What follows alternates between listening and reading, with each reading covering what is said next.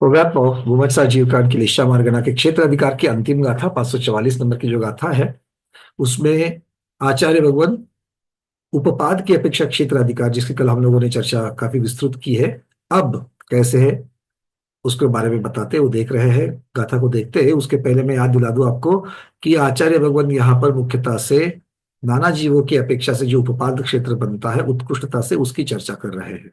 और इसके लिए एक जीव की अपेक्षा से जितना क्षेत्र बनता है किंतु मारणांतिक समुद्घात वो ज्यादा नहीं बन सकता है उपवाद में अवगाहना में। तो इसीलिए नाना जीवों की अपेक्षा मारणांतिक समुद्घात करने वाले जो जीव है उनकी अपेक्षा से उपवाद क्षेत्र ज्यादा बनता है। तो उसकी चर्चा करते वक्त जितने जीव इस प्रकार की मारणांतिक समुद्घात करते करते मोड़ा वाले गति से उपपाद करते हैं उनकी अपेक्षा से जो क्षेत्र बनता है उसमें पहले जीवों की संख्या निकालेंगे और फिर जीवों की संख्या को अवगाहना से गुना करेंगे तो क्षेत्र अपने आप मिल जाएगा। तो इसलिए उनकी संख्या निकालने के लिए मुख्यतः से ये सूत्र ये गाथा आचार्य भगवान दे रहे हैं। गाथा क्रमांक 544 आपके सामने। मरदि असंख्ये जदिमम तस्सा संख्याय विग्रहे होन्ति तस्सा संखम दूरे ववादे तस्य खु असंखम। मरदि असंख्यज्य दिमम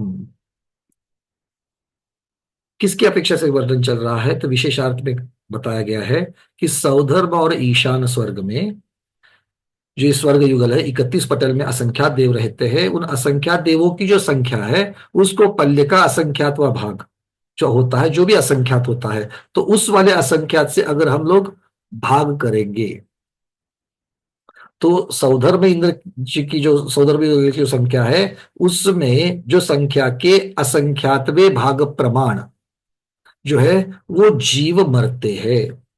कब मरते हैं? एक समय में मरते हैं। तो उस संख्या को ले लो। तो आप नीचे चार्ट देख रहे हो उस चार्ट में आपको स्टेप बाय स्टेप दिखा है कि ये संख्या कैसे निकाली है। तो सबसे पहले क्या लिखा है? सौदर्भ युगल की देव राशि को लेना उसके असंख्यातवे भाग प्रमाण देव प्रति समय मरते हैं तो उस संख्या को ले लो। जैसे उदाहरण के लिए ले लेते हैं हम लोग कि भाई 1 लाख देव है। उस 1 लाख देवों में असंख्यात को मान लेते हैं 10। असंख्यात को मान लेते हैं 10। तो 1 लाख को 10 से अगर हम लोग भाग देंगे तो असंख्यातवा भाग निकलेगा। तो 1 लाख को 10 से भाग देंगे तो कितनी संख्या आ गई?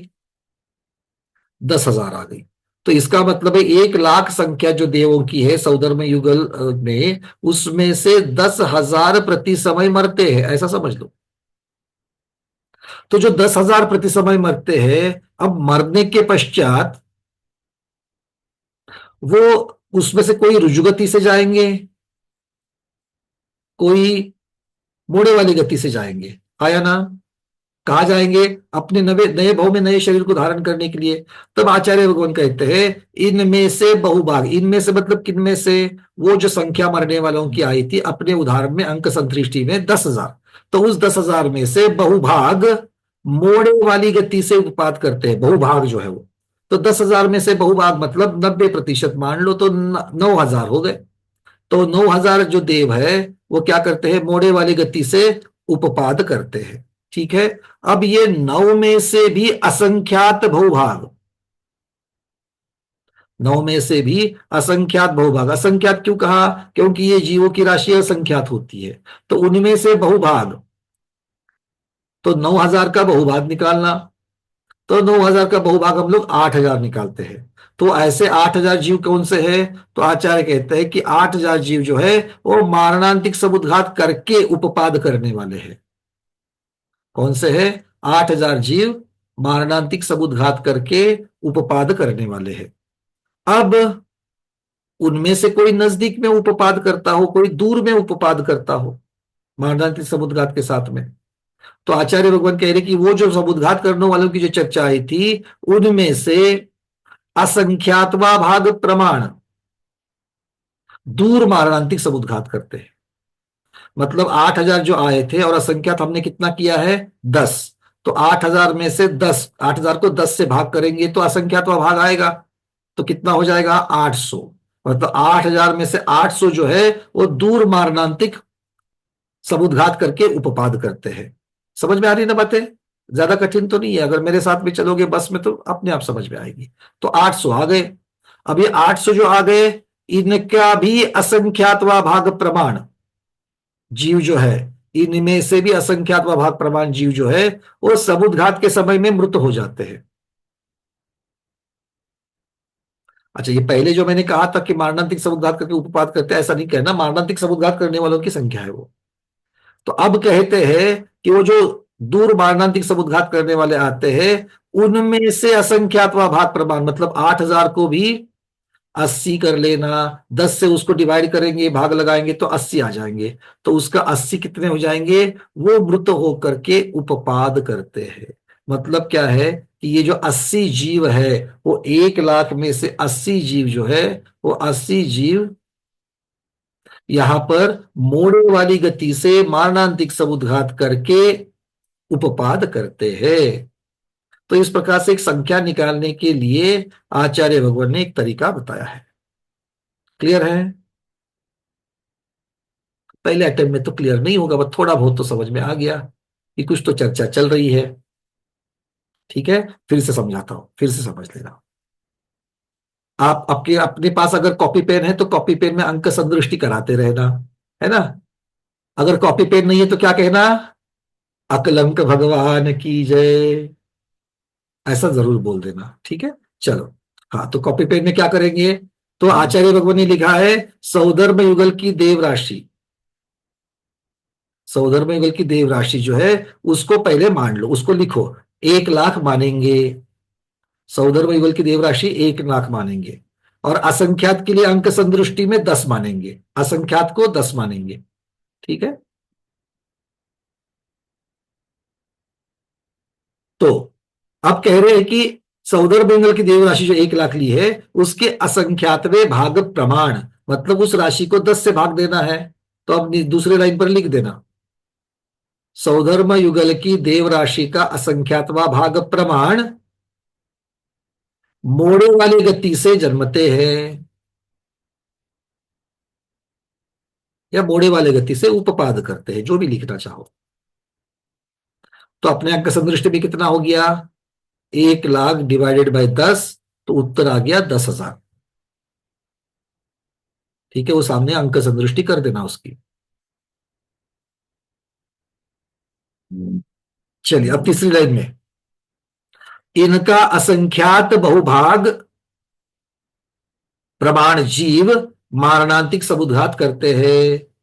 अब संख्या की अपेक्षा से करना, क्रियाओं में यहां पर कोई रिलेशन नहीं है कि पहले उपपाद लिखा है फिर मारणांतिक लिखा है, ऐसे कैसे नहीं, क्रियाओं में कोई रिलेशन नहीं है, सिर्फ संख्याओं में रिलेशन है।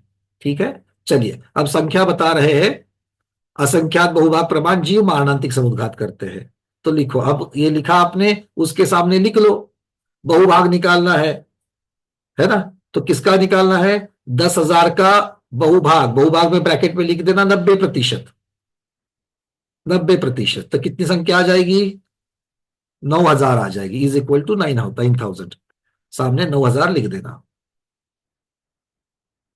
अब चौथी लाइन में लिखना है, इनसे असंख्यातवा भाग प्रमाण दूर मारणांतिक समुद्घात करते हैं। इनसे असंख्यातवा भाग प्रमाण दूर मारणांतिक समुद्घात करने वाले जीवों की संख्या, ऐसा भी लिख दो, जीवों की संख्या। तो कितना होगा,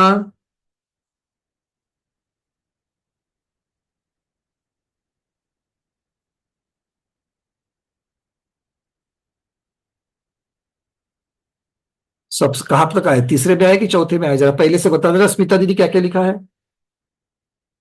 अनम्यूट कर रहा हूं। 1 लाख लिहिलं, त्याला 10 भाग केलं तर 10,000 आलं. 10,000 में से फिर उसका बहुभाग उपपाद करते हैं, मतलब 9,000 संख्या आ गई उपपाद वालों की, है ना। उपपाद में असंख्यात बहुभाग मारणांतिक समुद्घात करते हैं। तो कितना लिखा वहां पर, ये स्टेप लिखी थी कि लिखी नहीं लिखी थी, तीसरे की। तिसरे की असंख्यात मारणांतिक समुद्घात म्हणजे 9,000 लिहिलं ना, 10,000चा बहुभाग काढलं ना. नहीं नहीं नहीं, एक एक वही तो मैं, मुझे लग ही रहा था कि एक स्टेप हमने मिस्टेक कर दी। सब लोग फिर से देख लो, पहले लाइन में क्या लिखा है, सौदर युगल की देव की राशि 1 लाख, फिर उसमें लिखना असंख्यात व भाग प्रमाण प्रति समय मरते हैं। ठीक है, तो वो कितना आ गया, 10,000 आ गया। हाँ, ठीक है, ये 10,000 पहली लाइन में लिखा है आपने। ठीक है, 10,000 आ गया। अब दूसरी लाइन में लिखा, इनका बहुभाग विग्रह गति से, मोड़े वाली गति से उपपाद करने वाले की संख्या।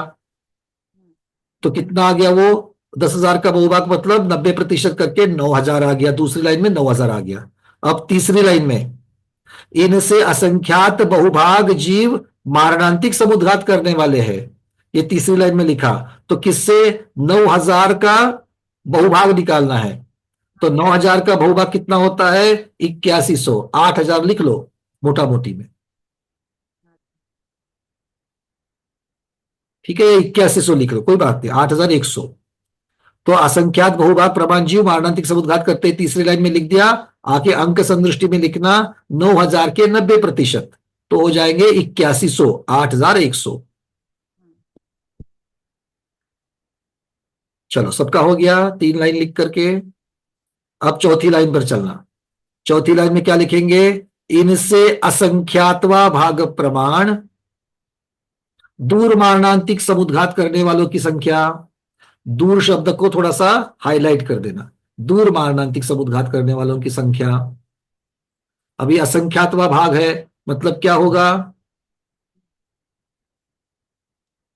8,100 आए थे, 8,100 को 10 से भाग देना। असंख्यात 10 है, तो 10 असंख्यातवा भाग लिखा है, तो 10 से भाग देना, तो आएगा 810। इसका मतलब है दूर मारणांतिक समुद्घात करने वाले कितने जीव है, 810 है। ठीक है, अब अगली लाइन में लिख दो, पांचवी लाइन, इनसे असंख्यातवा भाग प्रमाण जीव मारणांतिक समुद्घात के समय मृत होकर या आयु पूर्ण कर, कुछ भी लिखिए। असंख्यातवा भाग प्रमाण जीव मारणांतिक समुद्घात के समय आयु पूर्ण कर उपपाद करते हैं।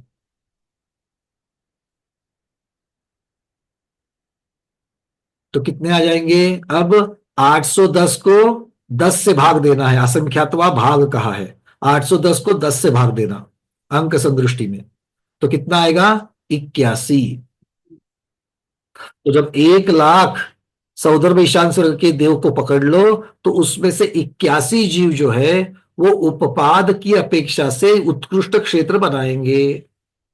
ठीक है, तो नीचे अब सार लिख दो इसका, बॉटम लाइन में, अगली लाइन में। अर्थात अगर सौधर्म युगल के देव की संख्या 1,00,000 समझेंगे, अर्थात सौधर्म युगल के देवों की संख्या 1,00,000 समझेंगे,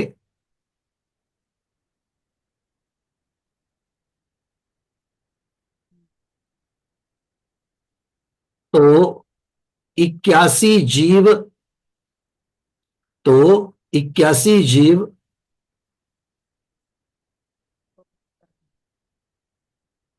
मोड़े वाले मारणांतिक समुद्घात से, मोड़े वाले मारणांतिक समुद्घात से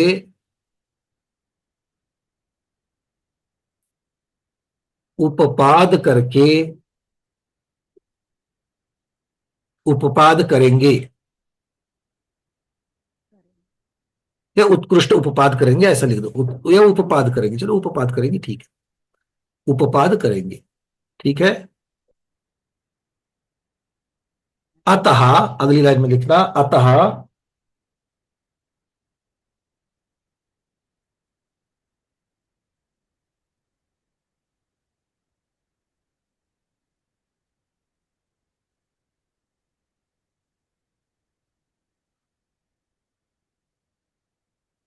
कुल उपपाद क्षेत्र,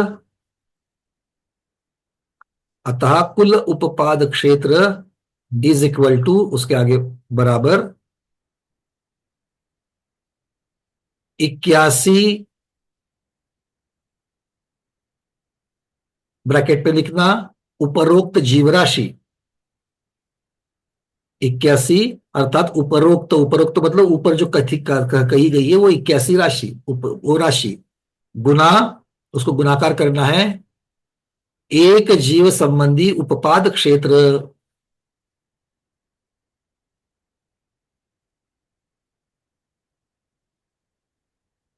ठीक है।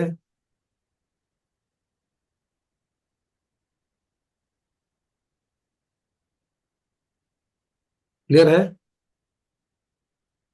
चलिए, तो ये मुख्यता से, अब नीचे लिखना है, ये मुख्यता से, ये प्रधानता से पीतलेशा की अपेक्षा कथन है।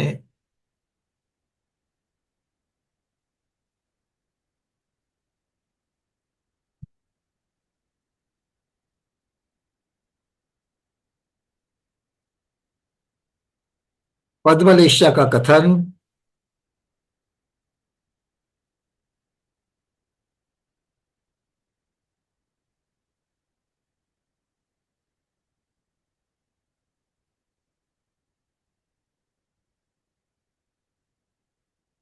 और शुक्ललेशा का कथन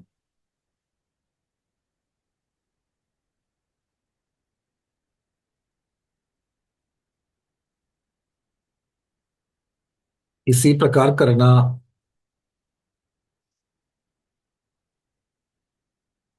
अच्छा, अब पद्मलेशा का कथन जो है वो कौन से युगल के आधार से करेंगे? दूसरे दूसरे पद्मलेशा का कथन कौन से युगल के आधार से करेंगे?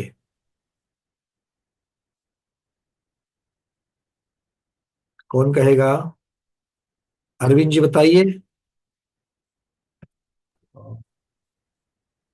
आठवें, 10वें स्वर तक। 12वें स्वर्ग तक पद्मलेशा है, हम्म। तो 12वें स्वर्ग की क्या अपेक्षा से करेंगे?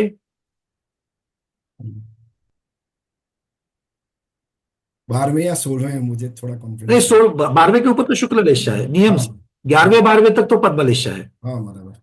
तो आपका कहना है, अरविंद जी का कहना है कि भाई 11वें 12वें तक पद्मलेशा है तो उनकी अपेक्षा से कर लो, मतलब सौदर्भ की यहाँ की जो देव की राशि ली है उसकी जगह पर शतार सहस्त्रार की अपेक्षा से ले लो। ठीक है ना अरविंद जी, ऐसा ही कहना है आपको? Yes yes yes. अच्छा रुको, दीपा दीदी आपको क्या कहना है? सानत कुमार महेंद्र से लेना। अच्छा, इन्होंने नीचे वाले ले लिए, शारद कुमार महेंद्र, जहां से शुरुआत होती है। क्यों दीदी, ऐसा क्यों? ऊपर चढ़ते जाता है ना, ऊपर चढ़ते जाता है मतलब? नीचे वाले वो पद्मलेशा उधर से चालू होती है। कोई बात नहीं, तो उनकी अपेक्षा से क्यों?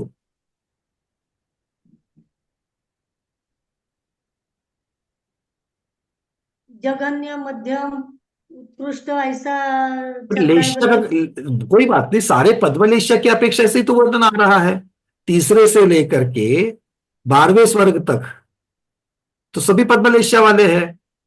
तो किसकी अपेक्षा से ये संख्या निकालेंगे? ये संख्या किसकी अपेक्षा से? तो भैया आपने कह दिया, इन्होंने कहा कि शतार सहस्त्र की अपेक्षा, आपने कहा शारद कुमार महेंद्र की अपेक्षा। तो अरविंद जी आपने क्यों कहा कि भाई शतार सहस्त्रार की अपेक्षा से कर लेना? नहीं, मतलब सानत कुमार से मतलब 17 सहस्त्र तक का आएगा ना, तो मतलब। आप ऊपर चले गए क्यों? क्षेत्र की अपेक्षा से ऊपर चले गए, दूर चले गए। मतलब आपने देखो, तीसरे से लेकर 12वें तक की सबकी पद्मलेशा है, तो आप हाँ, 12वें को ही क्यों कह रहे हो? या फिर ये दीदी तीसरे को ही क्यों कह रही है? तीसरे मतलब चौथे को? इसमें क्षेत्र जघन्य, बोले तो मध्यम, उत्कृष्ट सब आएगा ना। हाँ, नहीं, ज, क्षेत्र बोले तो जिस उस लेशा के साथ जिस स्वर्ग से चालू होता है, तो वो लेशा 12वें तक रहती है बोल के तीसरे से लिया। नहीं मुझे समझ में नहीं आ रहा है, क्योंकि हम आगे संख्या निकालने वाले हैं। नहीं, तीसरे चौथे स्वर्ग से पद्मलेशा चालू होती है। बिल्कुल ठीक, तो क्या देव की राशि हम लोग तीसरे चौथे स्वर्ग की लेंगे? मतलब ये कैसे तीसरे डिसाइड करेंगे कि तीसरे चौथे के ही पद्मलेशा वाले जो जीव है उनकी राशि लेंगे, तो उसमें से ज्यादा जीव मारणांतिक समुद्घात, क्योंकि हमें ज्यादा से ज्यादा संख्या चाहिए कि जो मारणांतिक समुद्घात करके उपपाद करे, वो भी मोड़े वाले से, ऐसे हमको जीव चाहिए। तो आप तीसरे चौथे को क्यों कह रही हो? वो तो तीसरे शतार चौथे स्वर्ग सहस्त्र के में भी हो सकते हैं। तीसरे चौथे स्वर्ग में देवों की संख्या कम होती, ज्यादा होती है।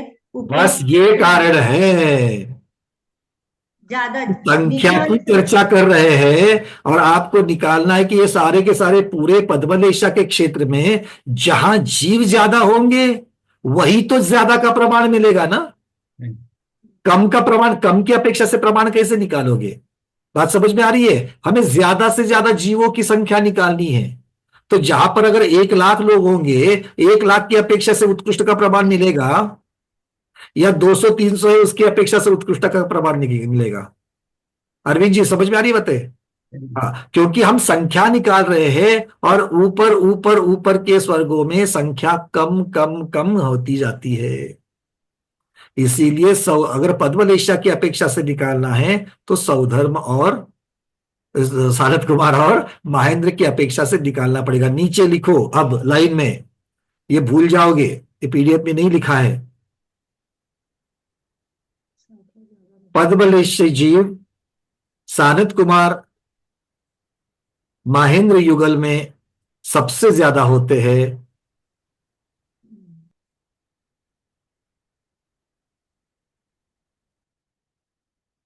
इसलिए पद्मलेशा की अपेक्षा उपपाद क्षेत्र इस युगल की देवराशि की अपेक्षा से निकालेंगे। स्मिता दीदी अपने शब्दों में लिख दो, हम तो सिर्फ यहां से आपको रास्ता दिखा रहे हैं, ठीक है ना? हाँ, अब पूछो, बोलो क्या लिखा है वो तो पढ़ कर दिखाओ। आपके जैसे, मैंने आपका नाम इसलिए लिया क्योंकि आप सामने आ गए थे, तो आप जैसे बहुत सारे बैठे हैं। बोलो। पद्मलेशा जीव सानत कुमार महेंद्र युगल में सबसे ज्यादा होते हैं, इसलिए उनकी अपेक्षा से पद्मलेशा का कथन करना चाहिए। ठीक है, चलो इतना सा सिंपल लिखेंगे तो भी चलेगा। अब शुक्ललेशा का कथन तो आचार्य भगवान ने पहले की गाथा में कर लिया है पहले से ही, ठीक है ना? इसके पहले की गाथा में किया था कि नहीं? पूर्वार्ध में किया था उसका। चलिए अब सब लोग हमें हैंडल्स निकाल दो। अभी आपके प्रश्न। हाँ अरविंद जी क्या कह रहे हो? अनम्यूट अनम्यूट कर लो। कुल उत्पाद क्षेत्र जो निकाला ना, वो 81 का वो संख्या आई अपनी। संख्या आ गई और क्षेत्र निकालने के लिए हर एक जीव का क्षेत्र अवगाना, मल्टीप्लाई कर दिया। नहीं नहीं, अवगाना आएगा ना। हाँ, जीव क्या होगा ना, हाँ या बस जीव वो। का, जीव का अवगाहना कहने से अच्छा है कि जीव का क्षेत्र कहेंगे, जीव संबंधी उपपाद क्षेत्र, क्योंकि अवगाहना कहने से नहीं चलेगा ना। हाँ समझो, तो बराबर। मारणांतिक समुद्घात करके उसके आत्म प्रदेश बाहर है, तो वो हम्म, कौन कहां तक कर रहा है हम्म, ये कैसे पता चलेगा? बराबर। सौधर्म ईशान स्वर्ग वाला जो है वो पीतलेशा के साथ जब नीचे आ रहा है, हम्म, तो पीतलेशा के साथ में अगर वो उपपाद कर रहा है तो कहाँ कर रहा है? अगर मान लो कोई पूर्व पूर्व धातकी में कर रहा है तो अलग से क्षेत्र बनेगा, कोई अगर मान लो पूर्व पुष्करार्ध में कर रहा है तो अलग क्षेत्र बनेगा उसका। बराबर। तो अरे अपना अपना प्रत्येक का क्षेत्र लेकर के मल्टीप्लाई कर देना, ठीक है? और चलिए, ये अपने जो 4 स्टेप लिए, तो जो फर्स्ट स्टेप में अपने 1 लाख थे, तो 10 से डिवाइड करके अपने 10,000 तो निकाल दिया, तो वो हाँ, सेकंड एक स्टेप है। लाख 1 लाख जो है ना वो तो एज्यूम करने की संख्या है, वो जैसे असंख्यात को 10 वो माना। वो वो बराबर है। हाँ, लेकिन सेकंड जो अपने सेकंड स्टेप था, वो 10,000 आया, बराबर। पहले में ही 10,000 आ गया। पहले में अपन कंसिडर कर लेते हैं, हाँ। हाँ, पहले में 10,000 आ गया। वो तो आप स्टेप कम ज्यादा कर सकते हो, बट हम्म, इतना ही है कि हमने एजम्पशन में जो मानांक लिए थे, जैसे फिक्स अमाउंट ली थी, असंख्या 10 और सौदर्भ युगल की संख्या 1 लाख, तो ये आपका पहला मानांक हो गया। फिर पहली स्टेप में उसके मरने वाले जीवों की संख्या की अपेक्षा से उसको 10 से डिवाइड करके पहली स्टेप वहां बना ली थी। मतलब सेकंड और थर्ड मर्ज कर दिया, ऐसा हो गया ना। फर्स्ट वाले में ही, फर्स्ट की जो है उसको ही रख दे, पहले वाले में रख दिया हाँ, और असंख्या। सेकंड और थर्ड जो मरण की अपेक्षा मानसिक समुद्र का, तब दो मर्ज कर लिया, ऐसा हुआ ना स्टेप अपन ने। नहीं, मर्ज कोई नहीं किया हमने। अगर आपको को मैं फिर से शेयर करके दिखाऊं,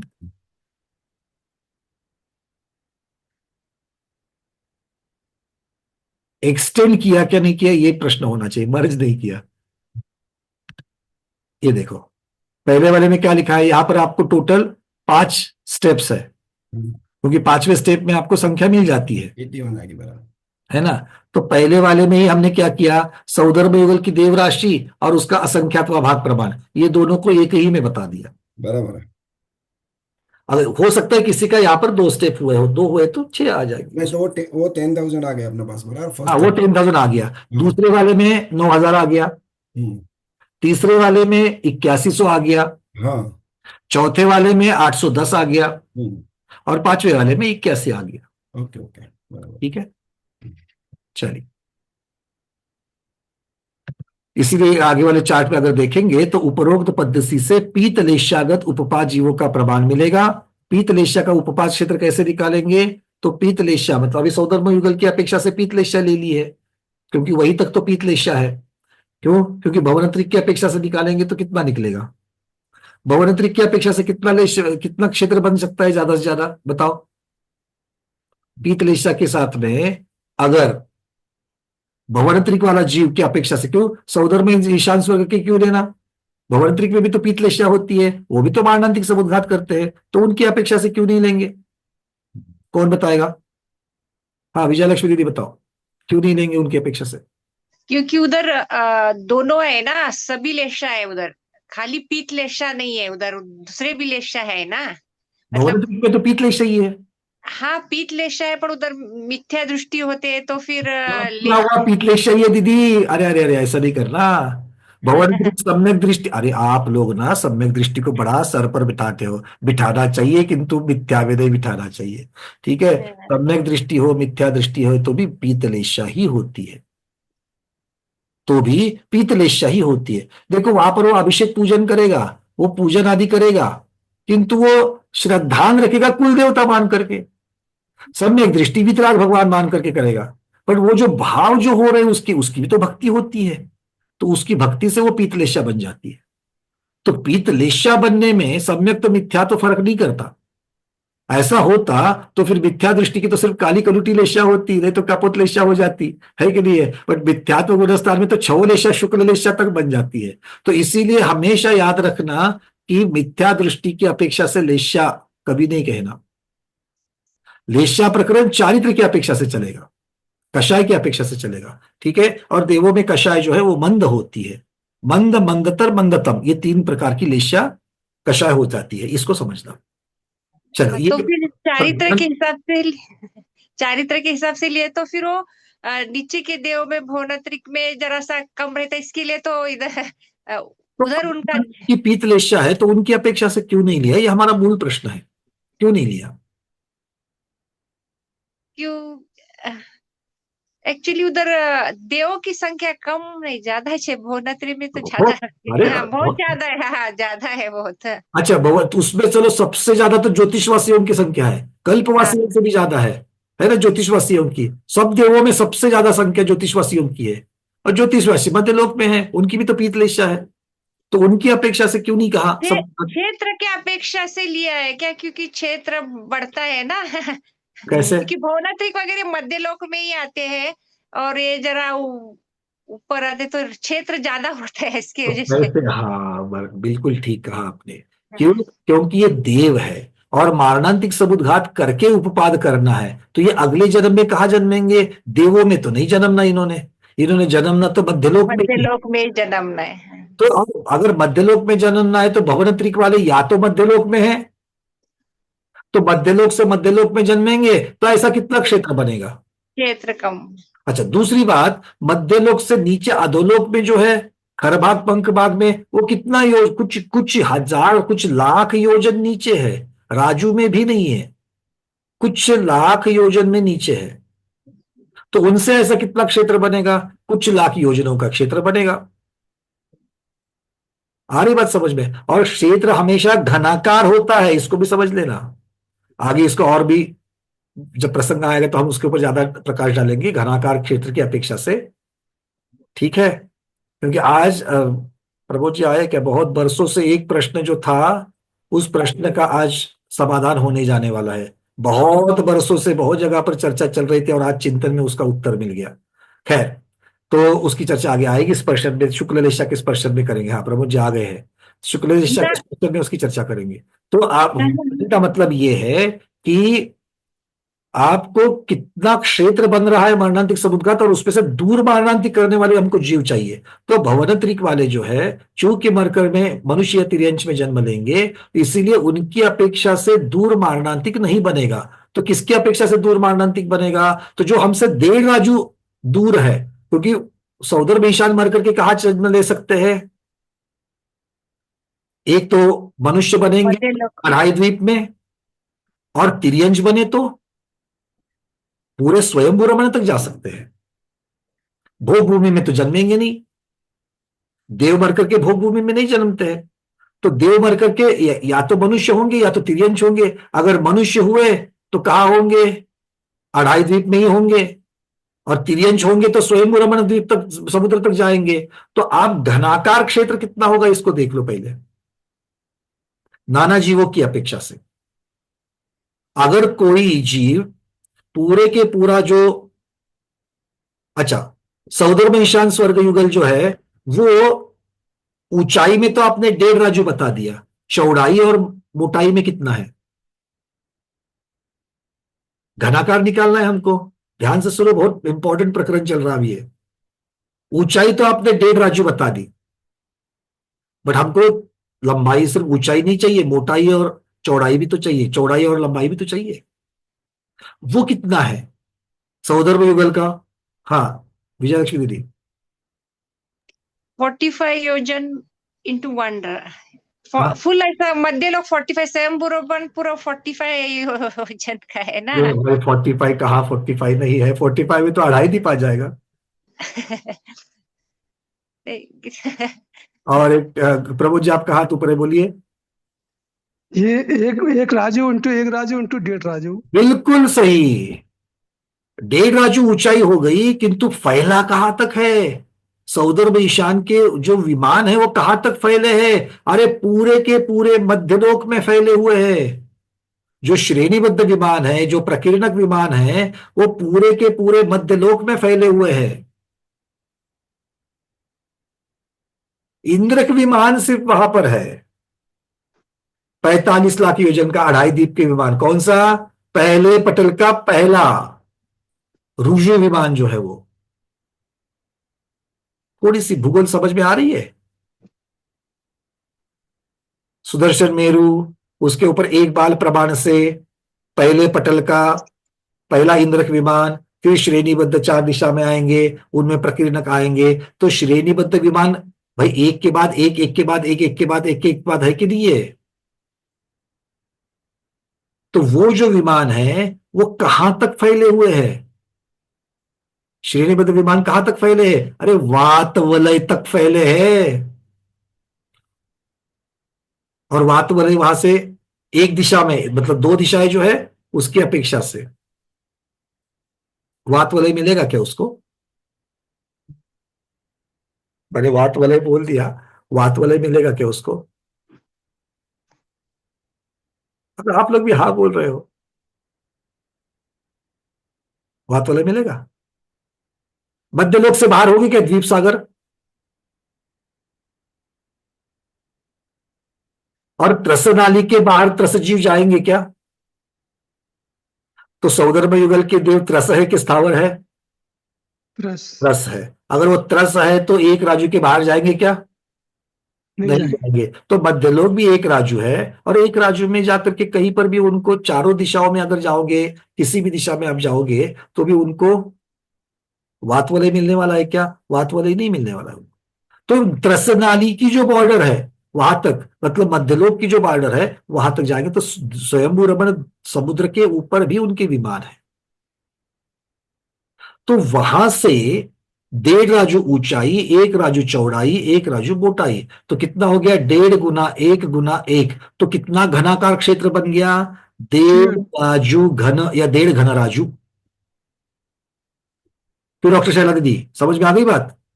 तो उपपाद क्षेत्र कितना बन गया? 1.5 घन राजू बन गया। अब मध्यलोक का मध्यलोक में निकालो। स्वयंभू रमण से निकल के इस साइड से लेकर के उस साइड पे स्वयंभू रमण के अगर मान लो जाने वाला है तो 1 राजू हो गया।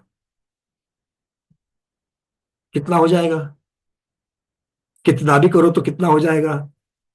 एक घन राजू के ऊपर जाएगा क्या? नहीं जाएगा, और ये 1.5 घन राजू है। अच्छा, भवनत्री की अपेक्षा से निकालोगे तो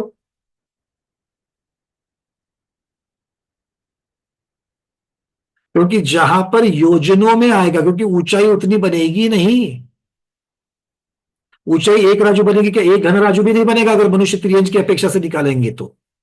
क्यों? क्योंकि 2 डायमेंशंस तो 1 राजू बटा भाई 1 राजू आ जाएंगे, और तीसरा डायमेंशन ऊंचाई का कितना आ जाएगा? थोड़ा गणित कर लो, एक अलग विषय बना लो अभी, और एक गणित कर लो, उसके बिना समझ में नहीं आएगा। अगर मनुष्य या तिर्यंश मध्यलोक से मध्यलोक में ही उपपाद करेंगे तो कितना क्षेत्र बनता है? प्रश्न है। मनुष्य और तिर्यंश अगर मध्यलोक से मध्यलोक में उपपाद करते हैं, मारणांतिक समुद्घात करते हैं, दोनों की अपेक्षा, क्योंकि चर्चा उसी की चल रही है, तो कितना क्षेत्र बनता है? अब निकालो। 1 राजू गुना 1 राजू, मोटाई चौड़ाई हो गई, और ऊंचाई कितनी लेंगे प्रमोद जी? 1,40,000 1,40,000 योजन। वो भी 1,000 ले लिया उन्होंने नीचे से। मोटा मोटी 1,00,000 योजन पकड़ लो। अब 1,00,000 योजन राजू में कितना बनता है? 1,00,000 योजन राजू में कितना बनेगा? नगण्य है राजू के सामने, नगण्य। मतलब 1 से भी कम बनेगा, 1 राजू से कम बनेगा कि नहीं बनेगा? मतलब दशमलव में, डेसिमल में आएगा कि नहीं आएगा? तो जब 1 राजू, पहले 2 का गुणाकार आ गया, 1 राजू गुना 1 राजू, और तीसरी संख्या जो गुना करने वाली है अगर वो डेसिमल में है, 1 से भी कम है, तो उत्तर 1 घन राजू आएगा या कम आएगा? कम आएगा। तो उत्तर कितना आएगा? 1 घन राजू से भी बहुत कम, ऐसा लिखो, 1 घन राजू से भी बहुत कम उत्तर आएगा। इसी प्रकार भवनत्रिक देव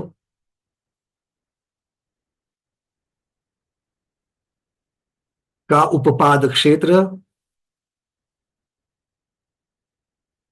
1 घन राजू से बहुत कम आएगा।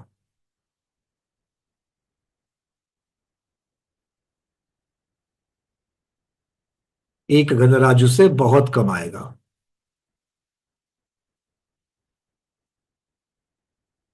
इसीलिए उत्कृष्ट क्षेत्र का कथन सौधर्म युगल के स्वर्ग के देवों की अपेक्षा से किया है।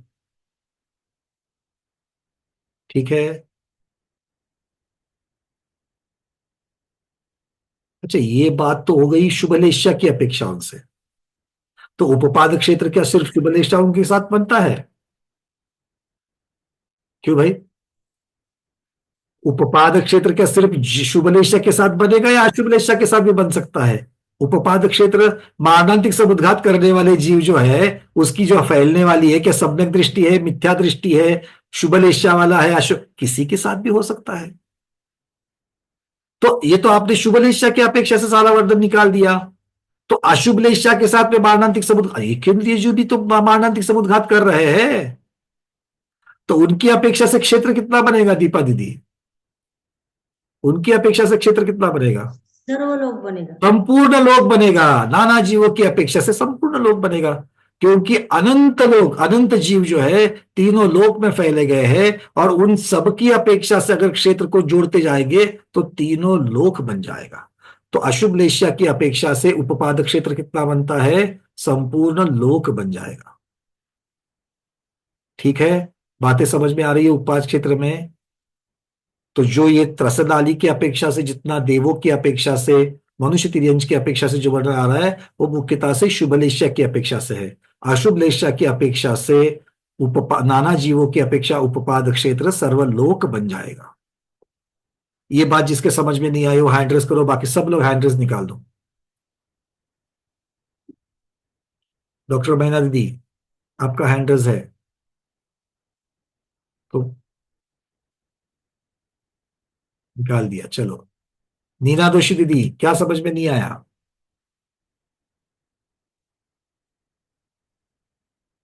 नीना दोषी दीदी अनम्यूट करो। हाँ। अशुभ लेशा की अपेक्षा से जो बताया ना हम्म। उपपाद से तो वो समझ में नहीं आया, वो अब कैसे मान लो लगाएंगे? अब मान लो कोई नीचे वाला सातवीं पृथ्वी का जीव है, हाँ सातवीं पृथ्वी में है, ठीक है, या फिर मान लो उसके भी नीचे जो कल पृथ्वी एक स्थावर तो सब जगह पहुंचे हुए हैं, है कि नहीं है? तो एक कॉर्नर वाला स्थावर जीव ले लो वायुकायिक का, वो मर करके अब ऊपर कहा, बिल्कुल माथे पर जो बिल्कुल ऐसा कॉम्प्लिकेटेड एरिया है, कोनों वाला एरिया, क्या कहते हैं उस कोन वाले एरिया को? कुसुम दीदी कलकत्ता, क्या कहते हैं उसको? निष्कुट क्षेत्र। निष्कुट क्षेत्र कहते हैं। मान लो निष्कुट क्षेत्र में उत्पन्न होने जा रहा है, कहा था नीचे, सातवीं पृथ्वी से भी नीचे था, वहां से मर करके वहां मारणांतिक समुद्घात करने के लिए जा रहा है।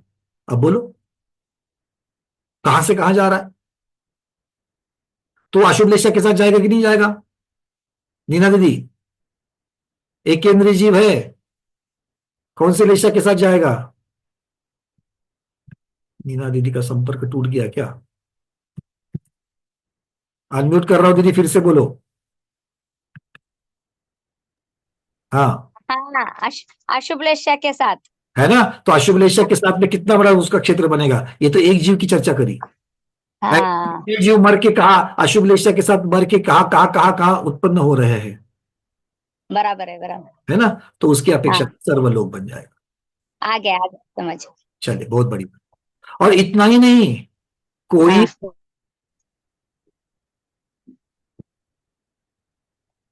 आवाज नहीं, आवाज नहीं आ रही। आवाज नहीं। अगर मान लो कोई देव है, हम्म। अब देव की अपेक्षा से भी आगे आएगा, स्पर्शन अधिकार में आएगा। अगर मान लो कोई देव है, मिथ्या दृष्टि है, हाँ। वो लड़ाने के लिए जा गया तीसरे नरक में नारकियों को, ठीक है? और वो मर करके अगले भव में कहा उत्पन्न होने वाला है? आठवीं पृथ्वी ईशत प्रागभार, जिसमें सिद्धशिला है, उसमें जाकर के पृथ्वी का एक जीव बनने वाला है अगले भव में। तो हाँ। क्या चला गया? तीसरी पृथ्वी में गया, मतलब मध्यलोक से नीचे 2 राजू चला गया, और मध्यलोक से ऊपर 7 राजू, वो मारना, मतलब नीचे के 2 ऊपर 7, ऐसे 9 राजू का उपपाद करेगा वो, है ना? तो ये 9 राजू कर रहा है, दूसरा 14 राजू कर रहा है, कोई 13 राजू कर रहा है, कोई 11 राजू कर रहा है। सबको अगर मिलाते मिलाते मिलाते जाएंगे तो सब जाकर के हो जाएंगे अनंत, पूरा का पूरा लोक। ठीक है, बात समझ में आ गई? इसलिए अशुभ के साथ में क्षेत्र कितना बनेगा? तो पूरा लोक बनेगा, पूरा लोक बनेगा। बाकी सब लोगों को समझ में आ गया? कुसुम छाबड़ा दीदी मुंबई, वो आपका प्रश्न पूछो। चलो, और कोई प्रश्न नहीं आपका? कुसुम दीदी पूछो।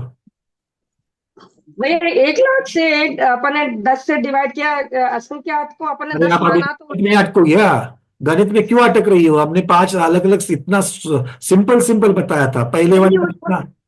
90% क्यों लिया, ऐसे कह रहे हो? बहुभाग जहां पर कहा उसको 90% कहा, है ना? मान लो घर में 10 आम लेकर के आई हो आप, ठीक है, घर में तो 4-5 लोग हैं, किंतु आपने क्या कहा? इसका बहुभाग मुझे चाहिए। अच्छा, चाहिए तो अब समझ में आ गई बात। तो 10 में से अपने ही उठा लिए आम, ठीक है ना? ये बहुभाग हो गया। अब बहुभाग में अलग अलग आता है, कोई 75% कहता है, कोई 2/3 कहता है, अलग अलग जगह पर। आप ये सिर्फ समझने के लिए अंक संदृष्टि है। चलिए, अगर ये गणित अगर कोई 2/3 से करे तो हम उसका निषेध नहीं करेंगे। चलिए, कनकमाला दीदी उदयपुर, बोलिए।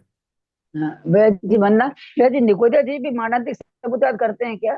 ऐसा निषेध कहीं नहीं किया गया कि वो नहीं करेंगे, बट उत्कृष्ट कर सकेंगे कि नहीं कर सकेंगे इसकी कोई गारंटी नहीं है। मेरे को ऐसा ध्यान रह गया कि निकोदिया जी के समुद्घात नहीं होता है। मेरे को ऐसा ध्यान क्यों रह गया? कहा पढ़ लिया आपने? पढ़ा नहीं, पर मेरे को तो क्या पता, दिमाग में ऐसा है, दिमाग में पता नहीं दिमाग कहाँ में से जो आ गया। दीदी, वो दिमाग में ये आ रहा है कि वेदना समुद्घात जो है वो उत्कृष्ट नहीं करते, उनको वेदना समुद्घात नहीं होता। क्यों? क्योंकि उतनी वेदना, उतनी कषाय की तीव्रता उनमें पाई नहीं जाती है, इसलिए मतलब इस ये प्रकार का वर्णन आ गया कि इतने तिगुना फैलने की क्षमता उस पे नहीं है। बट आचार्यों ने स्पष्ट कर दिया, एकांत मत पादो, एक दो अच्छा उसके प्रत्यक्ष बाहर आ सकते हैं। ठीक है, चलिए, ठीक तो है। सारे हाँ, सारे तो वो दिमाग में रहेगा, इससे मुझे लगा कि ये निकोदेव हाँ, नहीं, उस करते ही नहीं दिमाग है। में ना लैंडमार्क के साथ में रखना, नहीं तो हाँ, किसी अभी ने दिमाग में एड्रेस रहेगा। बता दिया, गली क्रमांक 1 और घर क्रमांक 2। क्या बताया? किसी ने एड्रेस बता दिया, गली क्रमांक 1, घर क्रमांक 2, और हमारी कनक वाला दीदी ढूंढने चली गई, कहा? उदयपुर में। उसने तो बताया था हम बांसवाड़ा में रहते हैं, और दीदी ढूंढ रही है उदयपुर में, तो चलेगा क्या? उदयपुर में भी गली क्रमांक 1 और घर क्रमांक 2 है, और जिन्होंने बताया हाँ, घंटे बांसवाड़ा की गली क्रमांक 1 और घर क्रमांक 2 में, चलेगा क्या? नहीं। तो उसके साथ नहीं चलेगा। लैंडमार्क जो है ना, वो भी याद रखना पड़ेगा। रेखा दीदी बोलो अगला, चलो। वंदना भैया, अभी जब देवगति का जी, ऐसा तो नहीं लगता आपको, मैंने ऐसे थोड़ा मजाक करने के बाद अरे कहाँ से प्रश्न पूछ लिया, ऐसा तो नहीं लगता ना आपको? मन में खेद नहीं लाना, थोड़ा सा मनोरंजन होने से हल्का फुल्का नींद चली जाती है, मेरी, आपकी नहीं। मुझे बीच बीच में नींद आ जाती है। रेखा दीदी बोलो। देवगति का जीव संश्लेष परिणामों के साथ जब एक केंद्रीय में पैदा होगा तो उनका उपपाद क्षेत्र कैसा समझेगा? वो अभी तो आपने बोला बिल्कुल बढ़िया बढ़िया प्रश्न है। कहा? देखो, देव मर करके कहा जाएगा, नरकों में तो नहीं जाना, देव में तो नहीं नहीं। जाना, ना भोग भूमि में जाना है। अब मान लो कि वो हो गया, स्थावर बनने के लिए जा रहा है। स्थावर तो 3 लोक में कहीं भी बन सकता है, स्थावर तो कहीं भी, पृथ्वी का एक बनना है। हाँ, अब मान लो 7वीं पृथ्वी के अंतिम छोर में जाकर के, 7वीं पृथ्वी को दिमाग के सामने लाना, 7वीं पृथ्वी कहां से कहां तक फैली है? कहां से कहां तक फैली है? तो वात वलय से लेकर के वात वलय तक फैली है ना? हाँ, बिल्कुल वहां पर कॉर्नर में पैदा होने के लिए जा रहा है वो देव। कौन सा वाला है? भुवनंत्रिक का है, समझो। सौदर्भ ईशान वाला है, समझो। क्यों? क्योंकि धवला जी में प्रकरण आ गया है कि पद्मलेशा वाला मर करके एक केंद्रीय नहीं होगा। तो पीतलेशा के साथ जब तक प्रकरण चल रहा है, पीतलेशा वाले के साथ अपेक्षा से एक केंद्रीय लगा लो। ठीक है, तो पीतलेशा के साथ, वैसे इसको भी एकांत नहीं पकड़ना, हम थोड़ा सा संशोधन कर रहे हैं। केशव वर्णी जी ने उनको भी एक केंद्रीय में लिया है, उनकी अपेक्षा से भी निकाला है। खैर, वो बाजू में। अब तो हम रतनचंद पंडित जी और धवला जी की अपेक्षा से देख रहे हैं। ठीक है, बात समझ में आ रही है? तो उसकी अपेक्षा से निकाल लो, वहां से कितना बनेगा उनका क्षेत्र, उसका क्षेत्र। किंतु जाएगा कैसे? पीतलेशा के साथ जाएगा क्या एक केंद्रीय में? नहीं जाएगा। वो विग्रह गति में अशुभ रेशा होगी क्या? अशुभ लेशा बिल्कुल हो जाएगी, क्योंकि एक केंद्रीय में जब जाएगा तो अशुभ लेशा के साथ ही तो जाएगा, हाँ, अशुभ नहीं तो रेशा कैसे के साथ। जाएगा? क्योंकि एक हाँ, केंद्रीय की अपर्याप्तक अवस्था में अशुभ लेशा होती है। तो निर्वृत्त पर्याप्तक अवस्था हो या विग्रह गति हो, दोनों में वो एक ही प्रकार की लेशा रहेगी, तो अशुभ लेशा के साथ जाएगा। तो मरण तो पीत लेशा के साथ किया, और मरने के पश्चात उपपाद के समय क्या हुआ? क्या हुआ? उनके अशुभ लेशा हो गई। लेशा हो गई।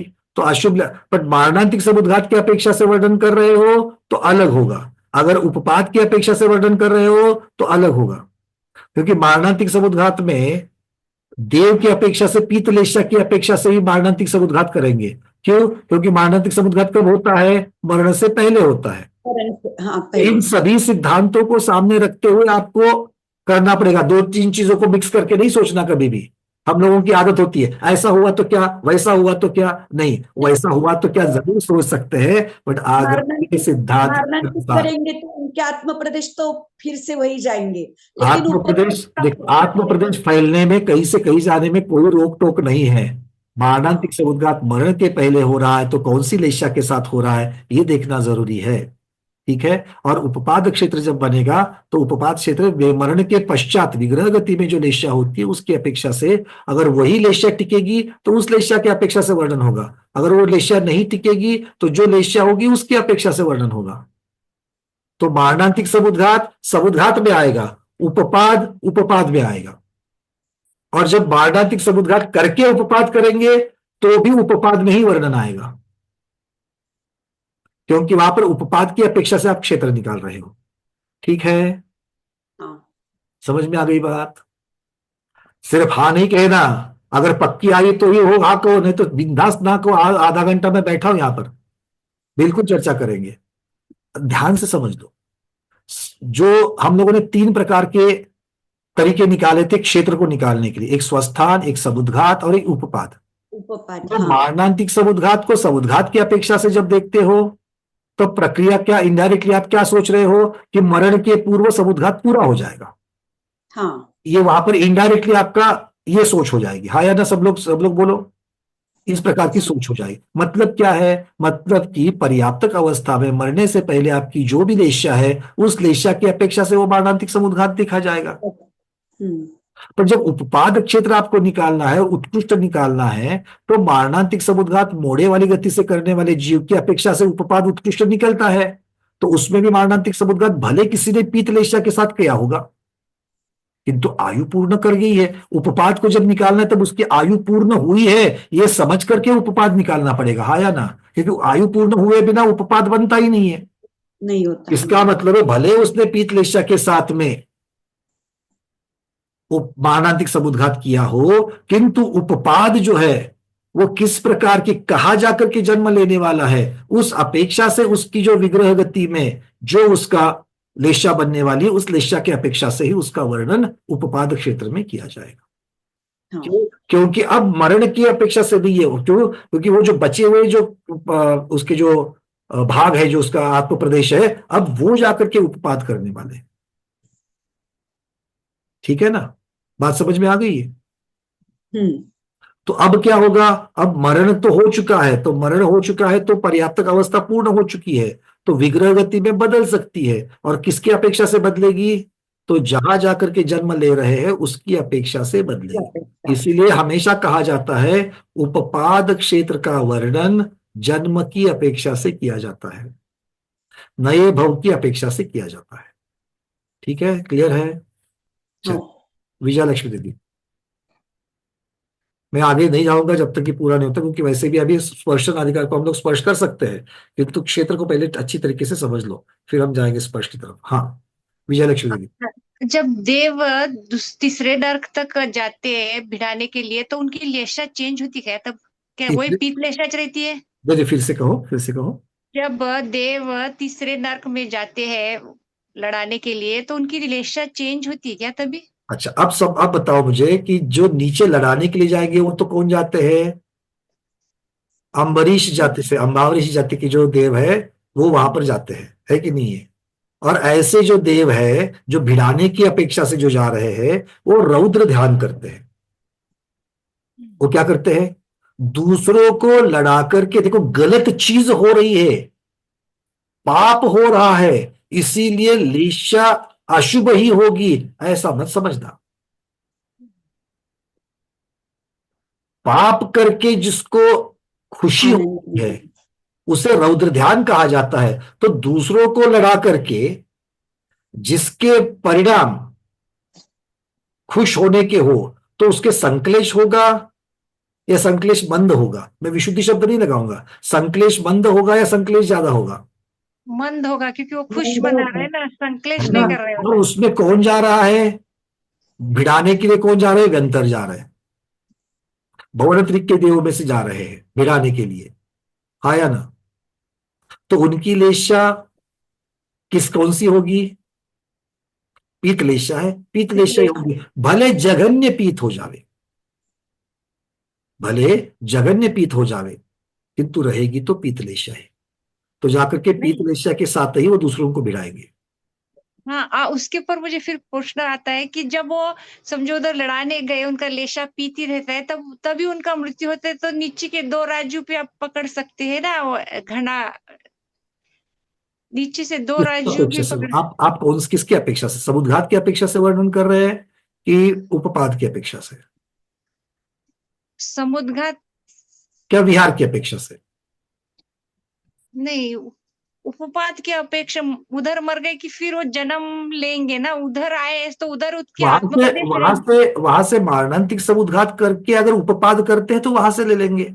हाँ, तो अभी हम लोग फर्स्ट लिया था वो जो सौधर्म इंद्र और मनुष्य मध्य लोक में रेक्टेंगल 1.5 राजू बाय 1 राजू इंटू 1 राजू, ये हम लोग उत्पाद के हिसाब से लिया था। क्या कैसा लिया था? अगर वहां जाकर के मारणांतिक समुद्घात अगर कोई करे अगर मान लो सौधर्म ईशान का कोई जीव है, क्योंकि आचार्य भगवान, ज्यादातर आचार्य भगवंतों ने यही माना है, एकांत नहीं है किंतु इसको ज्यादातर आचार्य भगवंतों ने यही माना है कि जो आपका मारणांतिक समुद्घात अगर मान लो वहां से चला गया, तीसरी नरक में अगर चला गया है, तो तीसरे नरक में जाकर के अगर वो मारणांतिक समुद्घात कर रहा है, तो मारणांतिक समुद्घात कहाँ करेगा वो? मध्यलोक में करेगा ना। मध्यलोक में करेगा, बराबर है। तो मध्यलोक में अगर करेगा, तो मध्यलोक में करने से कितना क्षेत्र तक जाएगा वो? 2 राजू तो नीचे करके नर्क कौन सी के 2 लेशा के साथ करेगा? हाँ? कौन सी लेशा के साथ करेगा? अशुभ लेशा के साथ करेगा क्या? क्योंकि ऐसा जीव, बिल्कुल आपने अभी सही कहा, क्योंकि मारणांतिक समुद्घात जो किया है वो तो उसने बिल्कुल पीतलेशा के साथ करा, क्योंकि मरण के पूर्व किया। किंतु अब उपपाद निकालना है, तो ऐसा जीव मरण करके क्या, वो है तो मिथ्या दृष्टि जाकर के भिड़ा रहा है, या फिर ऐसा जीव है जो दूसरों को रौद्र परिणाम करके, वो तो तिर्यंज में उत्तर होगा। अगर तिर्यंज में उत्पन्न होने वाला है तो उसकी अशुभ लेशा के साथ में विग्रह गति में कौन सी लेशा होगी? अशुभ लेशा होगी। तो उसका उपपाद अशुभ लेशा की अपेक्षा से बनेगा, उसका उपपाद पीत लेशा की अपेक्षा से नहीं बनेगा, इसलिए उसको कंसिडर नहीं किया। नहीं तो फिर तो 2 राजू वाला उपपाद उन्होंने माना होता वहां पर। नहीं, फिर अगर समझो कोई देव संबोधना देने को जाते हैं ना नर्क में, तो उनकी तो लेशा पीत रही थी, अच्छा बस समझाने को जाते हैं नीचे, तो उनका फिर हो गए तो फिर नीचे से 2 राजू पकड़ सकते हैं ना, तो वो तो अच्छी लेशा से मरण होगा ना उनका। बिल्कुल बिल्कुल, बट ऐसा उन्होंने नहीं माना। क्यों? क्योंकि ऐसे जीव नियम से मर करके कहाँ उत्पन्न होंगे? मध्यलोक में। किंतु मध्यलोक में कहाँ उत्पन्न होंगे? सम्यक दृष्टि है, इस प्रकार का जीव अगर संबोधन करने के लिए गया है, तो सम्यक दृष्टि जीव मर करके मनुष्यों में उत्पन्न होगा, देव या त्रियंचों में उत्पन्न होगा?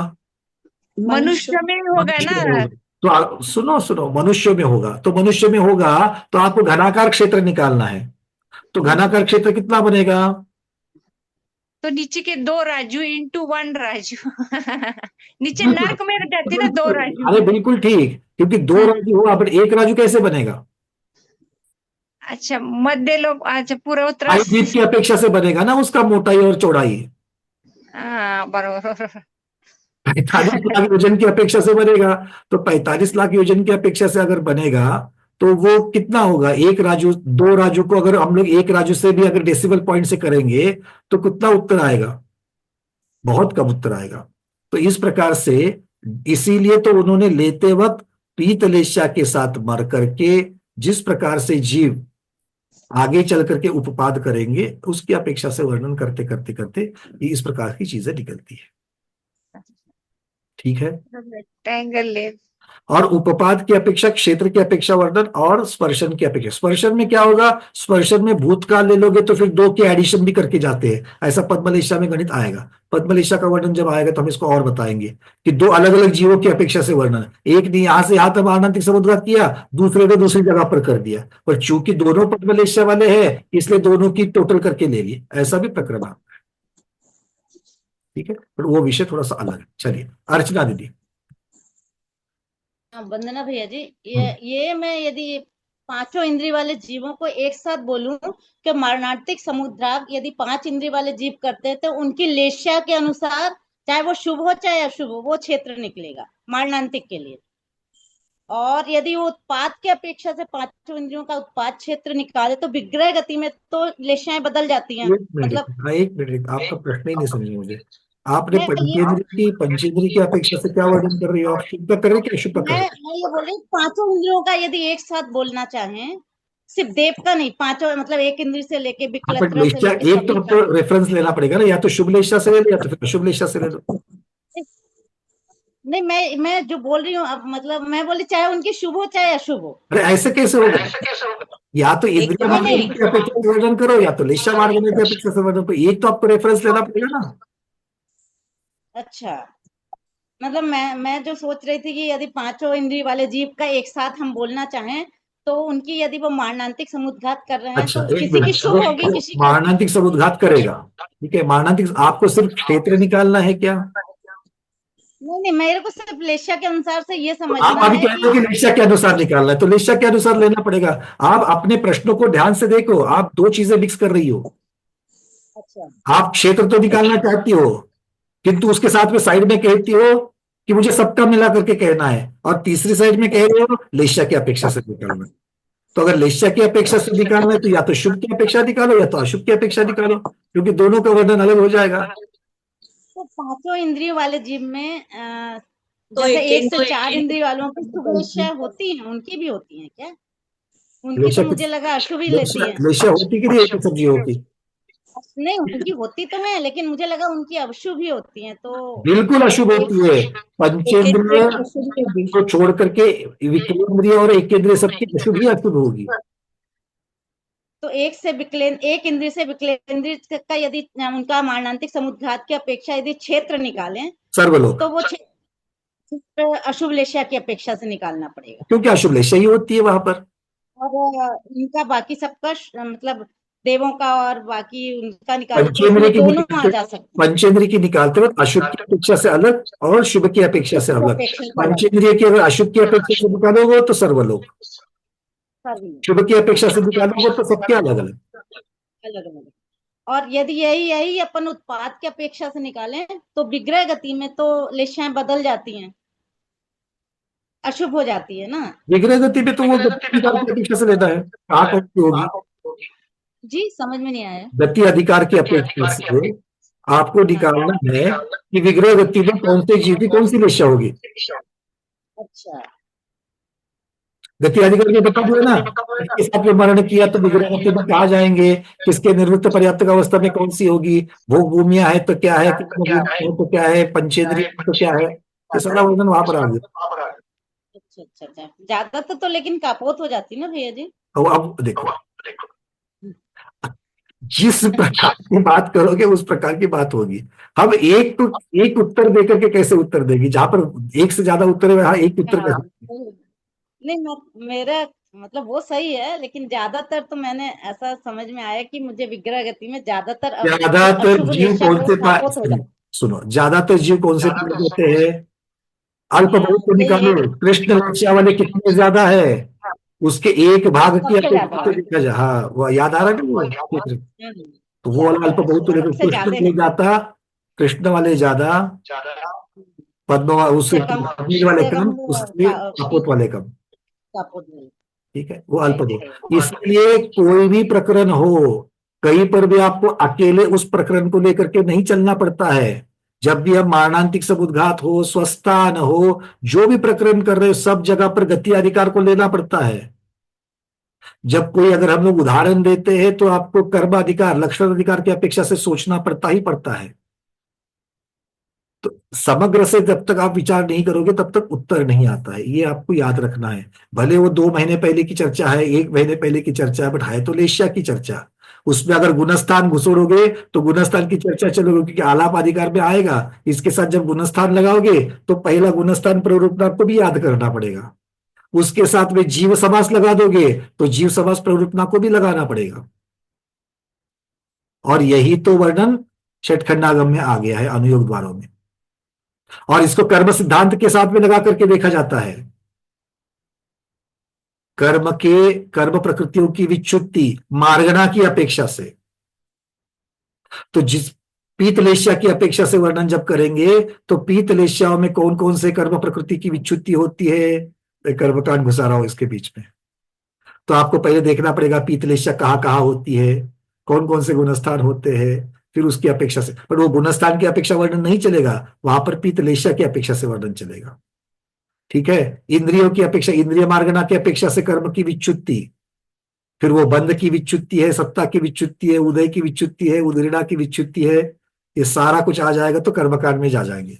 ठीक है, और इन सबका समग्र अगर हम लोग चिंतन करते रहेंगे, अच्छा स्वाध्याय करके उसी का चिंतन करेंगे तो अगर शरीर का फोड़ा भी चिर जाएगा तो याद नहीं आएगी, उस लेवल तक पहुंचना पड़ेगा। ठीक है ना, इतना सारा स्वाध्याय करेंगे तो।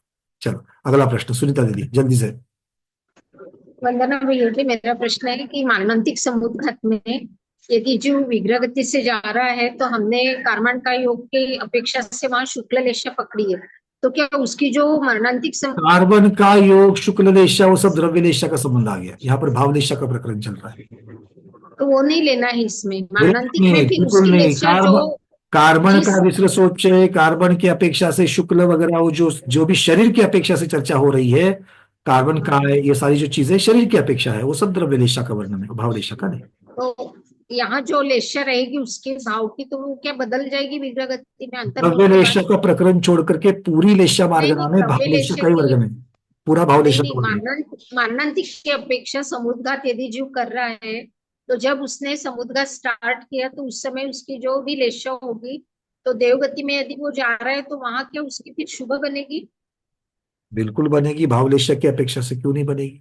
भाव होगी लेशा तभी की देव में अपेक्षा से। जाएगा, हाँ, शुभ होगी और शुभ के साथ वर्ण करेगा तभी देवों में जाएगा। सिर्फ पर विग्रह में नहीं, वर्ण भी। भवनवासी भी सुनो, मैं आपके प्रश्न को और थोड़ा उत्तर को और एक्यूरेट कर रहा हूँ। सिर्फ विग्रह गति में नहीं, मरण भी शुभ के साथ करना पड़ेगा। शुभ के साथ करेगी। ठीक है, चलो। और भवनवासी में यदि जा रहा है तो फिर वहां कपोत रहेगी क्या उसकी? भवनवासी की अशुभ कहिए, कपोत आएगी। निरुक्त पर्याप्त में हाँ। अशुभ कहिए, शायद विग्रह गति में कपोत बताई है। अशुभ, हाँ अशुभ मान ली, अशुभ। हाँ, तो वहां उसके साथ जाएगा और बिल्कुल। वहां जाने के बाद फिर बदल जाएगी। बिल्कुल, वो तो गोभूमि का उदाहरण दिया उन्होंने, पीतलेशा के साथ वर्ण किया, मिथ्या दृष्टि भवन त्रिक में नियम से उत्पन्न होगा तो उसकी विग्रह गति में अशुभ लेशा हो जाएगी। अशुभ लेशा। ठीक है, ठीक। अंजू पांड्या दीदी। जी वंदना भैया जी। भैया जी अभी एक प्रश्न आया था तो उन्होंने कहा था कि स्वधर्म ईशान स्वर्ग से अगर जीव मर करके एकेंद्रिय में पैदा होता है और वो तीसरे नरक तक जाकर के जाए तो उसका 2 राजू हमने उसका क्षेत्र माना था। तो पहली बात तो कि स्वधर्म ईशान से अगर एकेंद्रिय जीव में भी पैदा होगा तो वो नरक में तो जाएगा ही नहीं ना, और तो उसका इसीलिए क्षेत्र तो इसीलिए जो मध्य आचार्यों लोक ने का तिर्यंश बनेगा। इसीलिए सुनो, इसीलिए आचार्यों ने जो कथन किया गया है कि उपपाद की अपेक्षा से वर्णन, जो मारणांतिक समुद्घात की अपेक्षा से जो वर्णन आता है वो ज्यादा से ज्यादा जो उसका क्योंकि उपपाद में आपको मरने के पश्चात किस प्रकार से जाएगा उस प्रकार से उसको आपको लेना पड़ेगा। तो दूर क्षेत्र में करने वाले जीवों की अपेक्षा से, पीतलेशा की अपेक्षा से जो बनेगा तो वो प्रकरण सौधर्म ईशान की अपेक्षा से ही बनता है। घनाकार अगर आप निकालोगे तो, जैसे मैंने पहले विजयलक्ष्मी दीदी को भी बताया, तो आप घनाकार बना दीजिए, घनाकार बना करके निकालो, आप घनाकार में मिलेगा। अगर आप घनाकार को नहीं सोचेंगे तो फिर आपको लगेगा कि नहीं 2 राजू का बनता, ऐसा नहीं है, वो बनेगा तो 1.5 राजू का ही। जी नहीं, वो तो ठीक है भैया जी, वो क्षेत्र बना वो ठीक है, लेकिन मेरा कहना है कि वो तो नरक में जाएगा ही नहीं ना। कौन? देव गति से मर करके जीव ने अगर एकेंद्रीय पर्याय में जाना है तो नरक में तो जाना ही नहीं है ना नरक उसे। का क्या सब, उसका नरक में क्षेत्र तो मतलब मध्य लोक बनेगा। नहीं, उसको नरक नहीं कहेंगे, नरक की पृथ्वियों में उत्पन्न हो सकता है, पृथ्वी का एक जीव करके वो हो सकता है, कहीं भी जा सकता है। अगर मान लो कोई देव है, मिथ्या दृष्टि है, मर करके पृथ्वी का एक बनने वाला है, तो वो 7वें नरक की पृथ्वी में बन सकता है, वो नारकी थोड़ी कहलाएगा। उसकी तिर्यंच आयु, तिर्यंच गति, स्थावर नाम कर्म उसका उदय रहेगा, उसका और पृथ्वी का एक बनेगा। क्षेत्र की अपेक्षा भले वो कायदे के लिए कि 7वें नरक की पृथ्वी में चला गया, बट वो नारकी नहीं कहलाएगा जब तक वो पंचेंद्रिय और नरक उसका नरक पर्याय में नहीं जाएगा तब तक। ठीक है ना? ठीक है, ठीक है, ठीक है, धन्यवाद। जैसे मान लो कोई नारकी है, उसका बिल है, उसके बिल की जो सारी दीवारें हैं वज्र की इतने कठिन मानी गई है, वो अगर पृथ्वी का ही अगर मान ली जाए, या उसकी नीचे की जो मोटी सतह है 1000 योजन की जो मोटी सतह है वो क्या है, और ये बिल किस में बने हुए हैं? ये बिल तो सभी पृथ्वी में बने हुए हैं। अच्छा, बीलों उत्पन्न नहीं होगा और बीलों बाहर कहीं भी हो सकता है। बिल कहाँ पर है? पृथ्वी में है। जैसे कोई जमीन में चूहे बिल बनाते हैं, उस प्रकार से पृथ्वी के अंदर ही बिल है। मतलब बिल की जो दीवारें है, जो केस है उसका, वो किससे बना हुआ है? पृथ्वी का बना हुआ है। तो उसमें अगर कोई पृथ्वी का एक जीव अगर उत्पन्न होने जा रहा है तो क्षेत्र की अपेक्षा से कहाँ उत्पन्न हुआ? वही 7वीं पृथ्वी में उत्पन्न हुआ। 7वीं पृथ्वी में क्या है? नरक है। पर क्या वो जीव, पृथ्वी का एक जीव नारकी कहलाएगा? नारकी नहीं कहलाएगा। भैया नरक में कहाँ होते हैं ऐसे इंद्रिय जीव? नहीं होते नरक में। क्यों नहीं होते? मेरे को ज्यादा कि कहाँ होते हैं वहां। तो अपन ने भी तो देखा था ना भैया तिलोय परिणति की, जब हमने वो करी थी कि उसमें वृक्ष आदि जो ये सब दिखाते, वो नहीं, वो सारे ही सब नारकी होते अरे हैं। पृथ्वी का एक, तो उस पृथ्वी में तो पृथ्वी का एक होंगे कि नहीं होंगे? जल का एक होंगे? अगर नहीं ऐसा नहीं कहेंगे तो तीनों लोग में ठसाठस भरे कैसा कहेंगे आप?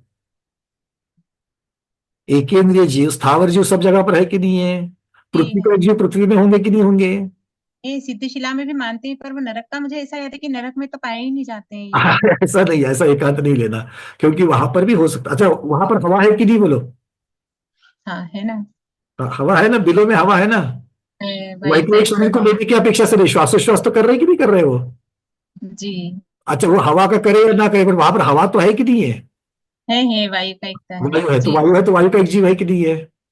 जी जी जी। तो वायु का एक जीव अगर है तो वो कहाँ कहेंगे आप? क्षेत्र की अपेक्षा। भैया एक प्रश्न और थोड़ा सा डिटेल कर दीजिए कि एकेंद्रीय तो समझ में आ रहा, फिर एकेंद्रीय में लब्ध पर्याप्तक और एकेंद्रीय का अंतर आपने एक बार पहले बहुत पहले बताया था। नहीं, लब्ध पर्याप्तक तो पर्याप्ति नाम कर्म की अपेक्षा से होगा, और एकेंद्रिय इंद्रिय का हम नाम कहते हैं ना, लब्ध पर्याप्तक निगोदिया जीव, तो वो एकेंद्रीय की गिनती में आता है। 3 कर्म है।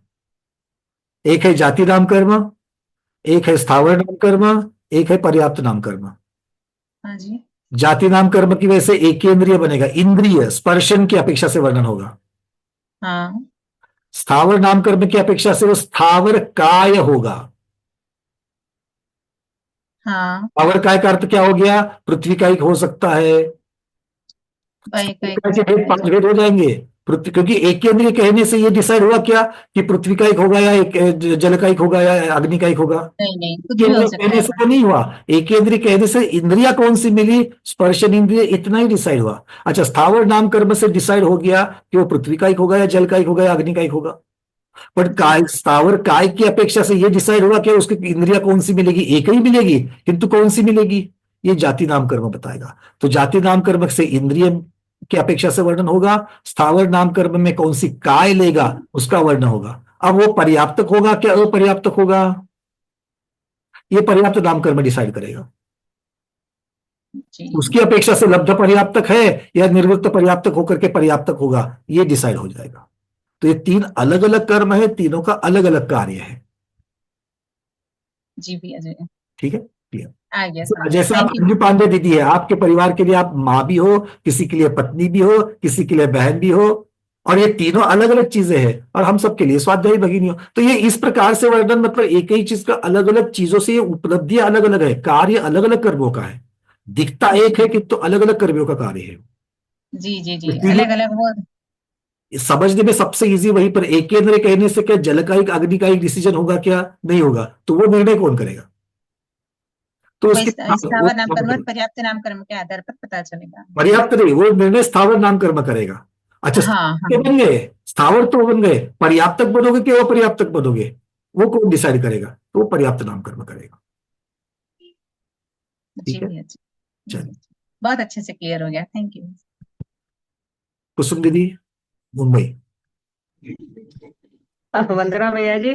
भैया जी, कोई कोई जीव मरता, अपने सामने ही कोई मरता है, तो अपने को कुछ समझ सकता है कि शुक्लेश्या में गया, शुक्लेश्या में गया?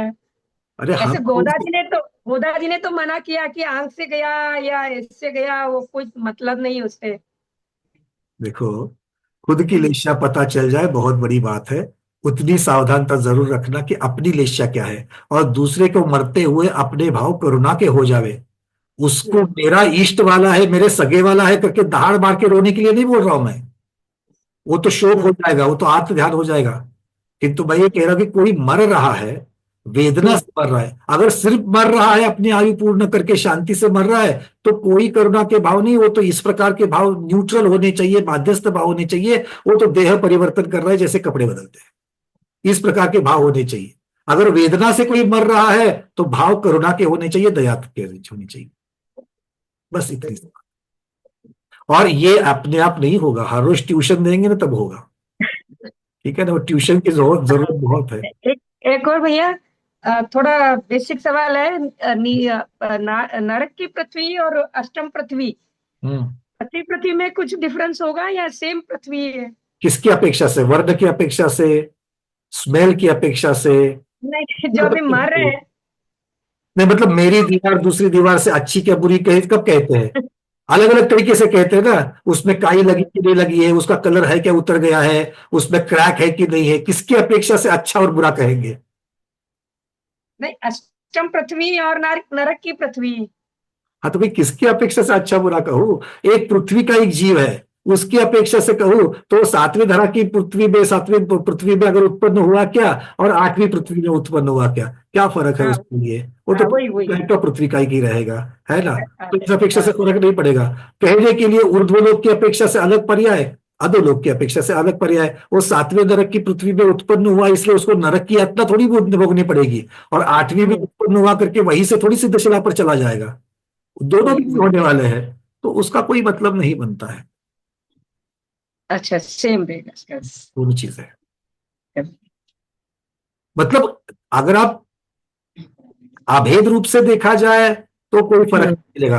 भेद करना चाहो तो किस अपेक्षा से भेद करना चाहती हो उस अपेक्षा से वर्णन किया जा सकता है, बिल्कुल किया जा सकता है। क्योंकि दोनों पृथ्वियां अलग है, दोनों क्षेत्र अलग है, दोनों आकाश की अलग अलग श्रेणी में विराजमान है, तो उसकी अपेक्षा से अलग पर्याय तो जरूर बनेगी। तो फर्क है भी और फर्क नहीं भी है, कथनचित है कथनचित नहीं है।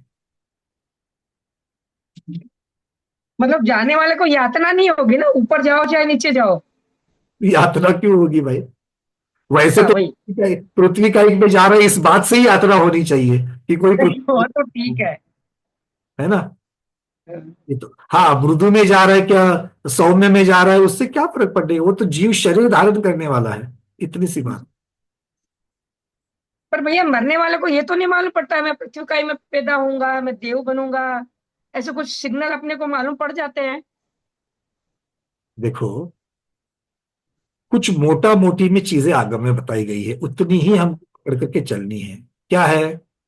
अगर मुझे रोज अभिषेक पूजन के भाव हो रहे हैं, अगर मुझे स्वाध्याय हो रहे हैं, मैं कर्म सिद्धांत को मानता हूँ, प्रतिकूल परिस्थिति में भी मैं जल्दी संभल करके मानता हूँ, गुरुओं की आहार विहार में अगर मुझे जाने की इच्छा हो रही है, पंच कल्याणक देखने की इच्छा हो रही है, गुरु गांव में आवे तो मुझे अच्छा लगता है, इन से एक बात आती है कि ये सम्यक दृष्टि के लक्षण है। ओके ओके, ये सम्यक दृष्टि के, पर ये पक्का ठप्पा नहीं है प्रमाण पत्र की हमेशा के लिए सम्यक दृष्टि है। क्यों? क्योंकि हम सब क्षायब क्षमिक है, कोई थोड़ी सी परिस्थिति उद्भव हो जाए तो हम लोग मिथ्यात्व में भी जा सकते हैं। इसीलिए ऐसे भाव होने चाहिए और ऐसे भावों में ही रहना चाहिए, इस प्रकार की चीजें कह सकते हैं। भैया बात थोड़ी देर के लिए अगर गड़बड़ हो जाए तो इसका मतलब थोड़ी ना कि आपकी लेशिया चेंज हो गई या आपकी, ऐसी कोई बात नहीं। थोड़ी देर के लिए गड़बड़ हो सकती है, और जो होती भी रहती है 24 घंटे में कितनी बार गड़बड़ होती है, थोड़ी थोड़ी थोड़ी थोड़ी कह के कितनी गड़बड़ होती है। अब आप सोचने की वाली बात है, अच्छा प्रश्न उठाया दीजिए आपने। भाई देखो, लेशिया बिगड़ती है, बट जरूरी नहीं कि 4 घंटे के लिए बिगड़े, किसी की 4 घंटे के लिए बिगड़ सकती है। अगर मान लो अनबन हो जावी, कितनी देर तक रूठती रहती हो घर में? रूठ कर कितनी देर बैठती हो? मैं अभी नहीं बैठते ज्यादा देर। नहीं कर रहा मैं दीदी, आपकी बात थोड़ी कर रहा मैं तो सबकी बात कर रहा हूँ। तो जो अगर मान लो कोई रूठ गया है, और पहले रूठते थे भैया, पहले रूठते थे, खूब रूठ लेते थे, अब नहीं बोले। ऐसा ही कहते हैं सभी। अभी स्वाध्याय में बैठे हैं ना सभी, अच्छी बात है, और सब में अच्छा परिवर्तन आ रहा है, और हमने भी अच्छा परिवर्तन आया। अरे हम भी रूठते थे, बहुत रूठते थे, तो रूठ करके बैठना तो अब सबकी वही तो लेशा है ना, वही तो हमारे परिणाम होते हैं, रूठ करके बैठना। अपने हिसाब से चीजें नहीं हो गई तो रूठ, अरे छोटा बच्चा भी रूठ जाता है, और छोटा बच्चा मतलब जिसको ठीक से बात करने के लिए नहीं आता है, जो अपने भाव पर खड़ा नहीं रहता, इतना छोटा बच्चा भी तो रूठता है कि नहीं है? तो रूठने वाली बात में कोई ज्यादा बड़ी बात नहीं है, बट उसको रूठने में कोई मना नहीं है। रूठना है, ये गलती हो गई, जल्दी से संभल जाओ, ये स्वाध्यायी का लक्षण है, ये महत्वपूर्ण है। अब देखो, अब इस उम्र में कोई सुधरता नहीं है। हम जितने भी बैठे ना यहाँ पर, जितने भी बैठे, हमसे लेकर के सारे जितने भी, अगर हमसे कोई छोटा बैठा है या हमसे कोई सब सीनियर सिटीजन भी बैठे हुए हैं, सबकी बात करता हूं मैं, इस उम्र में कोई भी सुधरने वाला नहीं है। सबसे दिमाग में पहले ये डालो, क्योंकि इतने जन्मों के और इस भाव में भी इतने वर्षों के हम पर इतने संस्कार है, इस प्रकार की सोच बनी हुई है, उसमें थोड़ा बहुत बदलाव हो सकता है, बहुत ज्यादा बदलाव नहीं होता है। विरले ही होते हैं जिनमें बहुत ज्यादा बदलाव होता है। तो इसलिए किसी को बदलने के लिए मत जाओ, किसी को बदलना है तो खुद को बदलो, और हम बदल सकते हैं, खुद को जरूर बदल सकते हैं। इतने सारे लोग मुझे फोन करके बोलते हैं कि भैया हम में इतना बदलाव आया है, हम पहले थोड़े थोड़े चीजों से हम लोग बहुत मतलब क्या कहते हैं क्या कहते हैं उसको, हम परेशान हो जाते थे, छोटी छोटी चीजों से परेशान होते थे।